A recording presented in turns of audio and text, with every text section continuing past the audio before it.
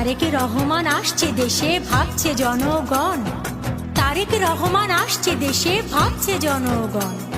সবাই মিলে দেশ গড়ব, এটাই মূলধন। ফেব্রুয়ারির প্রথমার্ধে দেশে ভোট হবে বলে চায়ের দোকানে সকালে বিকেলে ভোটের গল্প চলে। 31 দফার আলোচনা আজ চায়ের গরম কাপে। 15 বছর দেয়নি ভোট খুনি হাসিনার চাপে।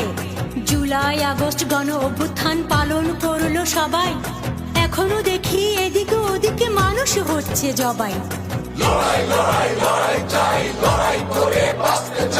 এই স্লোগানই চলছে, শেষ হচ্ছে না লড়াই। এখনো দেশের মানুষ বলছে, দিল্লির বুকে পাটি পেতে বসে আছে খুনি হাসিনা।